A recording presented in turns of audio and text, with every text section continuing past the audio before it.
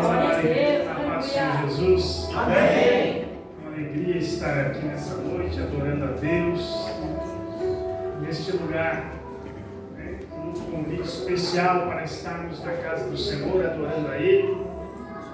E com a responsabilidade de levar a sua palavra. Não é fácil. Por mais que você tenha, quem sabe, desde chamar desde os 12 anos, já tem quase 30 anos que ministra a palavra. Mas cada vez que você é convidado, você sente o peso da responsabilidade. Porque essa palavra é santa, é pura, é verdadeira. E ela, cada dia tem uma responsabilidade, porque ela é de dois rumos. Ela corta primeiro para quem recebe, depois para quando você vai passar. E eu sempre digo que também se apanha duas vezes. Mas é bom, que aí é onde você é lapidado por Deus, para que você possa cada dia mais estar na presença do Senhor. Amém? E é uma campanha gloriosa e poderosa, e que tomara que toda a igreja faça isso.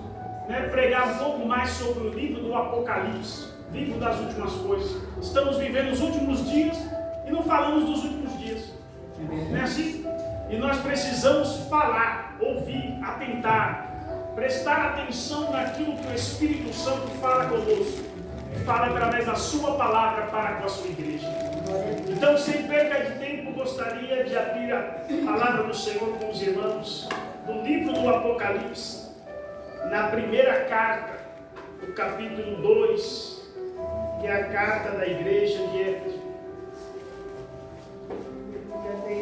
7 igrejas é uma bênção, porque elas se completam uma na outra, tanto nas qualidades, quanto muitas das vezes nos defeitos. É como olhar para o espelho e ver como é que está andando a igreja do Senhor na sua presença. E Jesus sempre vai ter elogios e vai ter uma repreensão. Sempre, porque nós somos falhos. Mas o importante é que nós possamos atentar e realçar as qualidades, consertar-se nos erros, para estarmos caminhando para encontrar com Jesus. Apocalipse capítulo 2 diz assim: escreve ao anjo da igreja que está em Éfeso. Isto diz aquele que tem na sua destra as 7 estrelas, e que anda no meio dos 7 castiçais de ouro. Eu sei as tuas obras, o teu trabalho, a tua paciência, e que não podes sofrer aos maus.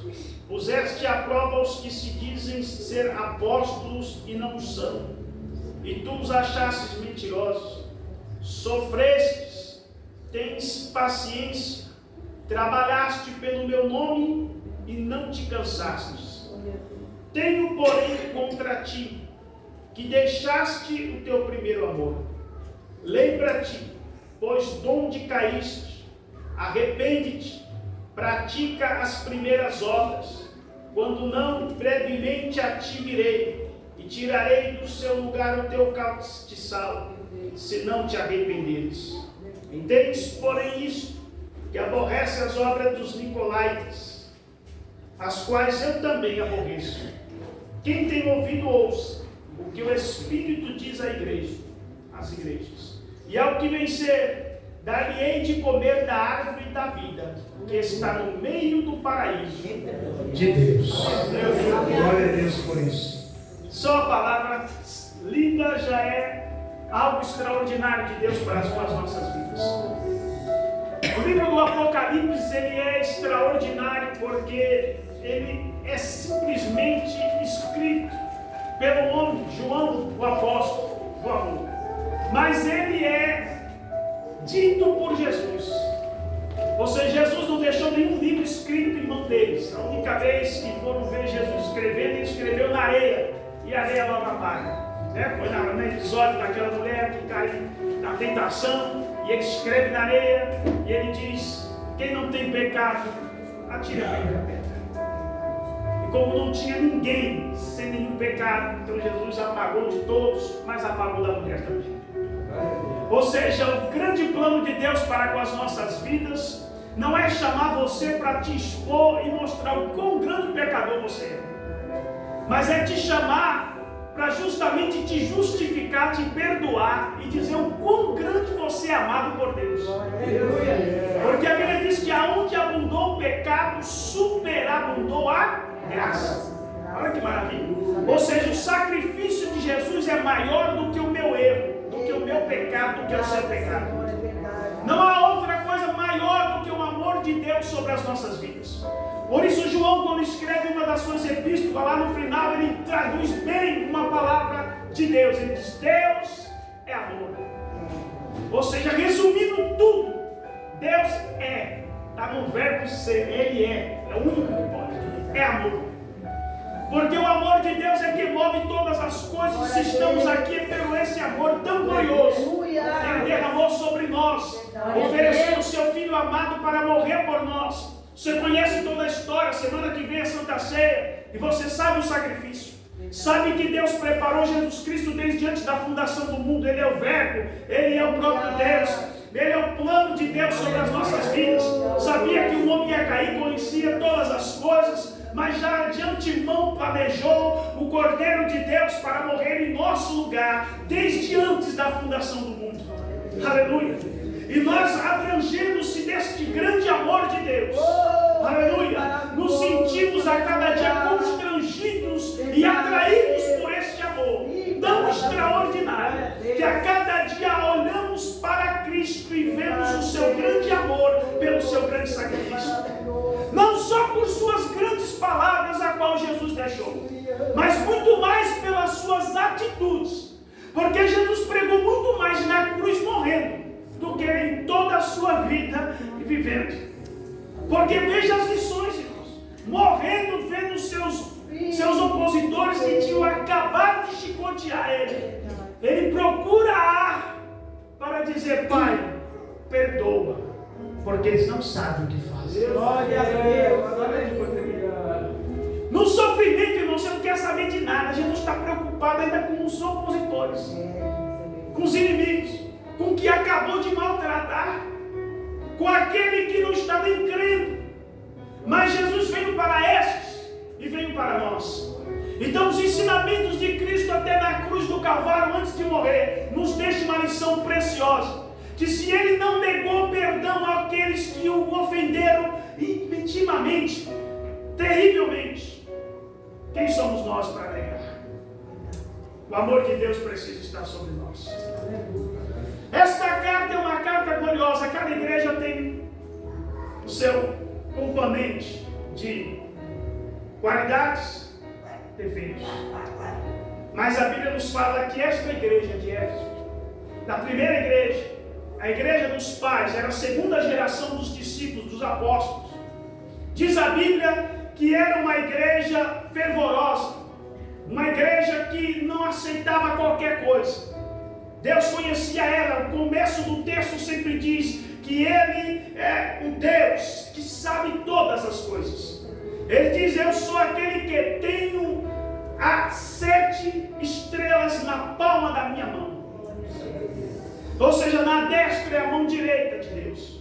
Então Ele está querendo dizer que as 7 igrejas estão dentro da palma da mão dele. Aleluia. Fechada. Glória a Deus. Lembra disso, irmão, que você é igreja de Deus.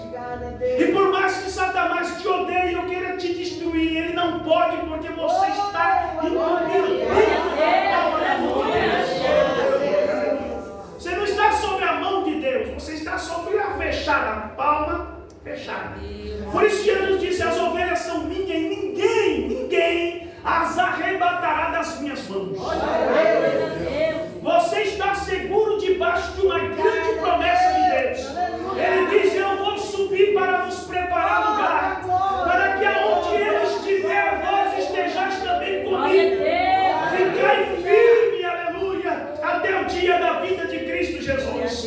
Diz a palavra do Senhor que Jesus é aquele que se apresenta a João. João é o único discípulo de Cristo Jesus que morre de morte natural. João foi aquele que foi preservado por Deus. João foi aquele que em João capítulo 21, verso 21, diz a Bíblia que Pedro indaga sobre ele e sobre João, dizendo: tu falaste tudo, mestre, sobre a minha vida. Tu disseste que eu ia te negar, tu disseste que eu ia ser um pastor, tu falaste tudo, mas em ti, João, que será deste apóstolo? E Jesus querendo dizer, olha, cuida da tua vida, cada um tem um plano, porque tem irmão que só fica cuidando da vida do outro, do que o outro faz, do que o outro vem, irmão, se preocupa um pouquinho mais com a sua também. Mas Jesus, numa educação muito grande, disse, deste, não importa, Pedro, importa só uma coisa, importa que ele viva até que eu volte, dando-lhe sinal de que ia ter algo mais com João. Então Pedro, junto com os apóstolos, ficou até, quem sabe, ali murmurando dentre eles, dizendo, será que João não vai morrer? Será que ele vai estar junto com o Senhor? Será que ele vai subir junto? Mas não, Jesus estava querendo dizer que enquanto não revelasse o plano máximo de Deus sobre as suas vidas, João ainda permaneceria vivo. E de certa forma foi isto que aconteceu. Todos os discípulos morreram de morte drástica, todos eles. Pedro foi crucificado de cabeça para baixo porque não se achou digno de morrer igual a Cristo. Filipe foi amarrado por cordas embaixo do braço e arrastado pelas ruas de Roma até abrir o seu corpo no meio. Mas não negou o Evangelho. Todos eles padeceram com mortes trágicas, porque era uma referência para a igreja da época. Mas a Bíblia diz que João, eles até tentaram matar João, mas não conseguiram, porque quem tem promessa não morre até o dia que Jesus voltar. Aleluia. A Bíblia diz que pegaram João e colocaram ele dentro de um caldeirão de óleo fervendo. Já imaginou um negócio desse? Já se queimou com óleo e fritura? Um pouquinho, meu Deus do céu, aquilo é um negócio sério. Você vai no céu, roda, não é assim. Mas a Bíblia diz que ferveram e colocaram ele já. Mergulhou de cabeça. E a Bíblia diz que nada aconteceu ali. Porque, irmãos, João tinha um azeite que é do céu. O homem tinha um azeite da terra. O do azeite da terra, irmão, ele pode ser simplesmente chegar a 200 graus, 300 graus, ele queima, ele evapora, mas ele não aguenta muito. Mas o óleo do céu, irmão, é coisa dele. É como Sadraque, Mesaque e Abednego, o rei disse, multiplique 7 vezes mais a fornalha. E a Bíblia diz que nem um fio de cabelo queimou e nem cheiro de fumaça tinha. Aleluia. Porque as coisas do céu são superiores às coisas da terra. Se Deus tiver uma promessa na tua vida, não importa o que o inimigo preparou contra mim, contra ti, contra a tua família, não importa, aleluia. Pode vir o desemprego, pode vir a perseguição, pode vir a calúnia, pode vir a afronta, pode vir o desemprego, pode vir o que vier. Se Deus estiver na tua vida e você tem promessa de Deus, nada vai te tirar do foco que é Jesus Cristo. Aleluia. E a luta vem e passa, mas a vitória vai chegar nas tuas mãos, porque o Senhor Jesus é que é o teu Redentor. Ele vive para sempre. Tiraram João de lá e disseram, esse homem tem alguma coisa com esse Deus. Levaram para a ilha de Pátimos e lá disseram, vamos deixar ele morrer, sofrer até os fins das suas vidas. Aleluia. E diz a Bíblia que foi justamente lá, padecendo grande sofrimento, achando que a sua história e o seu ministério já tinha acabado. Que há crentes que pensam que assim, Deus já não tem mais obra na minha vida, já cumpriu tudo, ou não cumpriu, já esqueceu alguma coisa. Não, irmãos, quanto mais o tempo vai passando, mais a obra de Deus vai se consolidando na nossa vida, mais experientes ficamos, mais maduros ficamos, mais certeza e convicção de que esse Deus é o único caminho, a verdade e a vida, e não há outro. Cada vez que nós vamos buscando a face de Deus e a sua palavra, e vamos chegando a ela, nós vamos termos mais a convicção de que não existe outro caminho além deste, de que não existe um outro Deus tão grande e tão poderoso a não ser o nosso Senhor Jesus Cristo. Aleluia. Não há outro, ninguém pode te apresentar um outro além dele, porque ele é o autor e consumador da nossa fé e da nossa justiça. Glória a Deus. João, na ilha de Pátimos, Jesus agora diz, vou revelar a ele tudo. Diga, pega o papel, pega a caneta, e ele vai escrever. Glória a Deus. Só que Jesus tinha que mudar algo na vida de João. Porque, irmãos, enquanto nós tivermos uma visão equivocada de quem é Deus, ele não pode mudar a nossa vida. A última visão que João tinha de Jesus era dele na cruz, sangrando, ferido, homem de dor, sofrendo, com o aspecto de que alguém estava sentindo terríveis dores, e estava sangrando com o couro cabeludo totalmente. Esta imagem ficava fixada na memória de João. Mesmo sabendo que ele era o Cristo vindo depois ressuscitado, 40 dias com ele, tudo ruim, mas aquela imagem é muito chocante. Então Jesus aparece de uma forma tão extraordinária porque ele conhece os nossos traumas. Ele sabe aonde está, lá na profundidade do problema.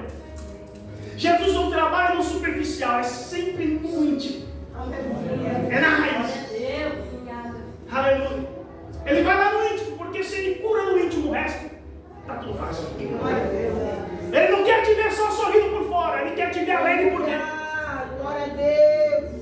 Porque o trabalho do homem é ver o exterior, o trabalho de Deus é ver o interior, é o que está lá dentro. Glória a Deus. Então ele se apresenta como para João? Como o Filho de Deus glorificado, para mudar a visão que João tinha dele. A última visão foi Cristo na cruz, agora ele vê Jesus totalmente glorificado. Porque na terra, 40 dias, ainda viu ele como homem, com as suas marcas, mas com o corpo físico humano. Mas agora Jesus se apresenta na ilha de Patmos como aquele que é o Deus Todo-Poderoso. E a Bíblia diz que ele não consegue ficar de pé diante daquela visão, porque ele diz que o seu rosto era como o sol do meio-dia que brilhava na sua força. Aleluia. Como um sol de verão que você olha ao meio-dia e você tenta fixar os olhos, por um segundo você consegue, logo você tira a vista, porque você não consegue, senão você vai ficar cego.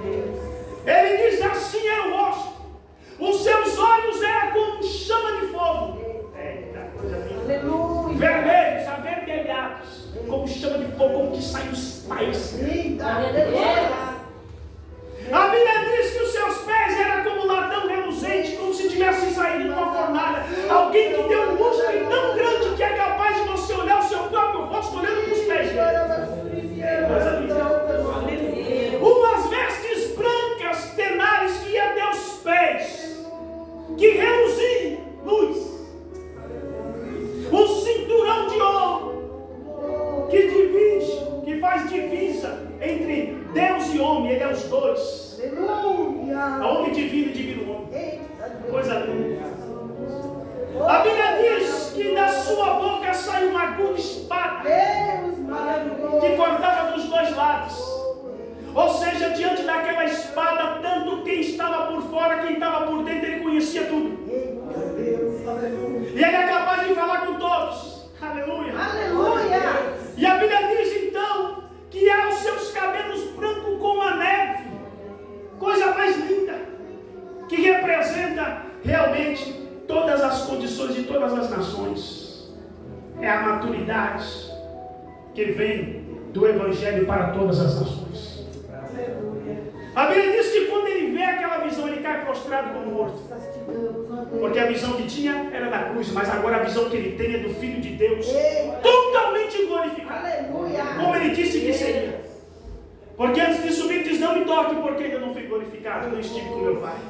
Mas agora ele já teve com o Pai e foi glorificado. E João, quando olha aquilo, cai como morto, mas Cristo põe a mão sobre ele e diz: não temas. Eu sou contigo. A obra não acabou, não terminou. Ou você pensa que Deus terminou a obra na tua vida, só está começando. Porque Deus não olha para o tamanho, nem para a idade, nem para o tempo, nem cronológico de nada. Se Deus quiser fazer hoje, agora, nesse exato momento, Ele faz. Se Ele quiser curar, Ele cura. Se Ele quiser abrir porta, Ele abre. Se Ele quiser converter, Ele converte. Se Ele quiser fazer, Ele faz, porque Ele é o Senhor da nossa vida e não há nada impossível que Deus não possa fazer. E toda vez que você acha que é o final, Jesus te mostra que é só o começo. João diz: já estou velho na ilha de Patmos, jogado aqui, preso. Jesus disse: você não viu nada, rapaz, tu tem que escrever um livro ainda. Olha que coisa linda. Aleluia, Deus. Já pensou no final? Ele diz, só que o autor não é você, não sou eu. Tu vai ouvir e vai escrever. Glória a Deus. Aleluia. Ele diz, assim diz o Senhor, né? Na palavra. O que tem as 7 estrelas. Estrela aqui na Bíblia do Apocalipse fala sobre o anjo da igreja. O pastor que está no meio, dirigindo a igreja. O pastor aqui. Ele disse, estes pastores estão na palma da minha mão fechada. Ninguém pode arrebatar nem tocar sem permissão de Deus. São as 7 estrelas. E a Bíblia diz que quando ele pega as 7 estrelas, também tem 7 catiçais. Sabe aqueles catiçais que traz para iluminar? 7 catiçais. E a Bíblia diz que ele, Cristo, anda no meio dos 7 catiçais. Aleluia. Ou você pensa que você veio só para a igreja e está vendo só nós aqui? Não, Jesus está aqui. Ele passeia no meio da igreja. Aleluia. A igreja é dele e ele passeia. E por que ele passeia no meio da igreja? Porque ele vai sondando cada coração. Aleluia. Ele sabe por que você veio aqui, ele sabe a intenção pela qual você veio aqui, ele sabe como, se você está aqui, se você está triste, se você está alegre, se você está preocupado, se você está pedindo alguma coisa. Ele conhece tudo, ele sonda, é por isso que ele passeia. Oh, Deus. Aleluia. Ele conhece. E a primeira fase é que ele diz, conheço as tuas obras. Quando fala de obras aqui, ele está querendo dizer, não é a obra da igreja, é a obra individual de cada um. Conheço as tuas obras. Ei, como é que estão as nossas obras diante de Deus? Obras aqui está incluído tudo, meu. Conheço as tuas palavras. O que você anda dizendo? Qual é o seu linguajar? É mais de derrota, mais de vitória? É mais de murmuração, é mais de louvor? Como é que está? Conheço as tuas obras. Teu comportamento como é que é? Na igreja é fácil, todo mundo é crente, eu não consigo olhar para ninguém e dizer isso aqui não é crente, todo mundo. Agora lá fora. Jesus conhece o teu comportamento. É obras. Jesus conhece a falta de perdão, a ausência dela. Porque também há obras. Perdoar e amar é uma obra, é uma atitude que revela mais do que palavras, porque dizer ao irmão que ama, está tudo certo, mas quando ele te aborrece no extremo, é que você tem que demonstrar aquele amor.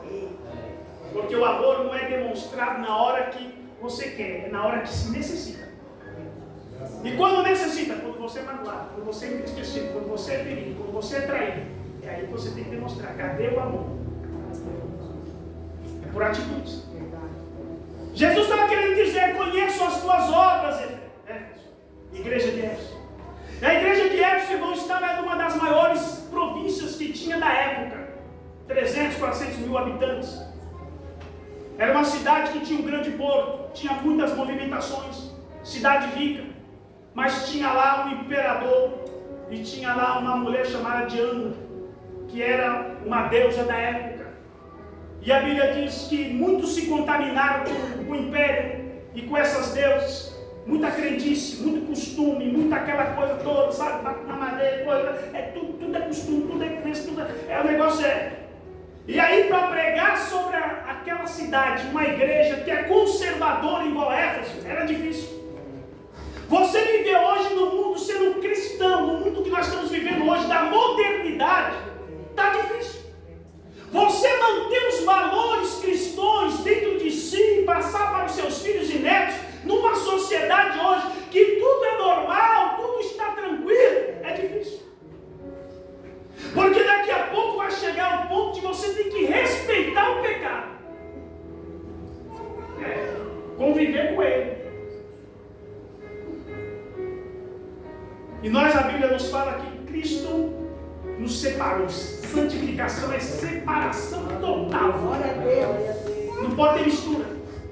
Não pode ser morno, como diz a outra igreja. Senão eu te movimento. Não tem como. Ou é, ou não é. Os padrões da palavra de Deus não mudam conforme os tipos ou as estações. Aleluia.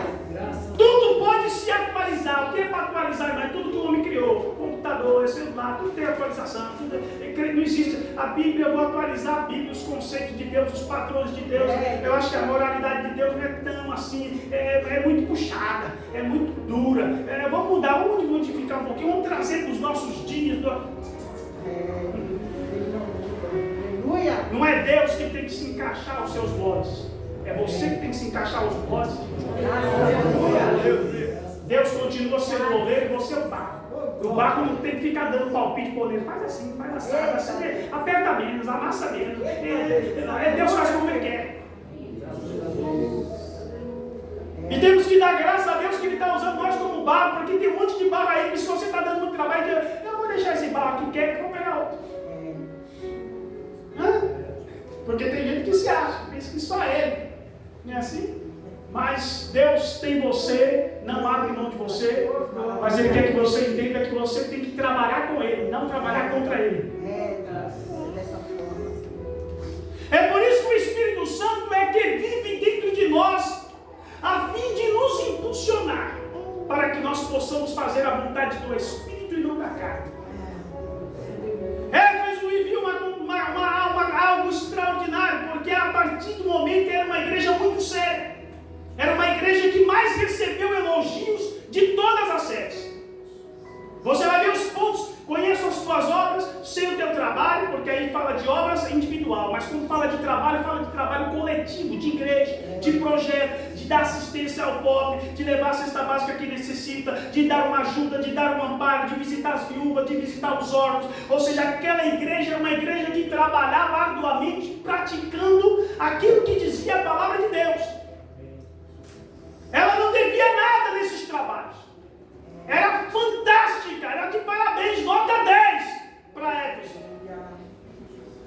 Mas a Bíblia diz que Deus ainda tinha mais elogios. Ele diz: eu conheço a tua paciência.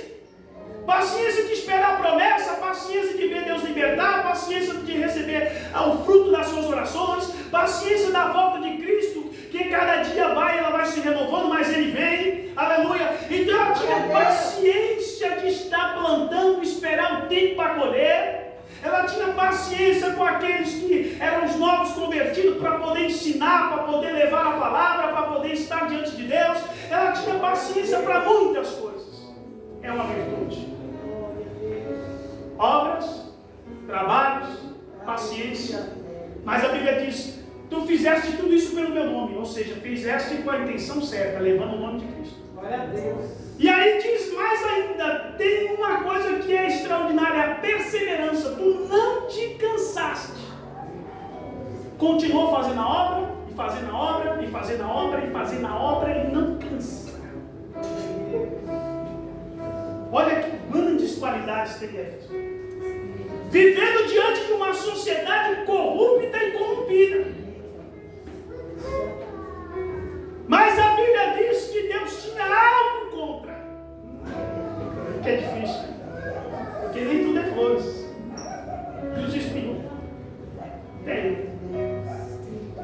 Deus conhece tudo. Sabe o teu trabalho, sabe a tua oração, sabe a sua dedicação, sabe o seu amor pela obra, pelas coisas de Deus. Sabe que você não tem esforço para fazer alguma coisa de Deus. Chamou, você está lá, você pode, você está, você faz. Tudo isso Deus vem e é válido. A pergunta é: o que te move a fazer isso? Porque o resultado da recompensa de Deus não está em fazer, está no sentimento do porquê eu faço. As grandes perguntas é essas: por que eu venho à igreja? Para ver o irmão, porque eu tenho que tocar, porque eu tenho que pregar, porque eu tenho que... Não, tá tudo isso é trabalho, tudo isso é obra. O real motivo é porque eu amo a Deus. E eu sou tão grato a Ele. Tudo aquilo que está envolvido Ele, é o nome dEle, eu quero estar no meio. Aleluia. Como gratidão por aquilo que Ele vai fazer? Não, pelo que Ele já fez. Glória a Deus. O que Ele vai fazer, se Ele fizer, amém. Se Ele não fizer, amém. Eu não estou aqui mais pelo que Ele vai fazer. Já estou aqui só pelo que Ele já fez. Aleluia. Esse é o segredo. Porque se você sempre estiver na casa de Deus, pelo que Deus vai fazer, você se torna um crente insatisfeito. Porque sempre vai ter que ter mais, porque o dia que não tiver mais, então eu não vou, porque eu estou sempre motivado naquilo que Deus vai me dar. Então eu estou lá porque Deus vai me dar, estou lá. Não,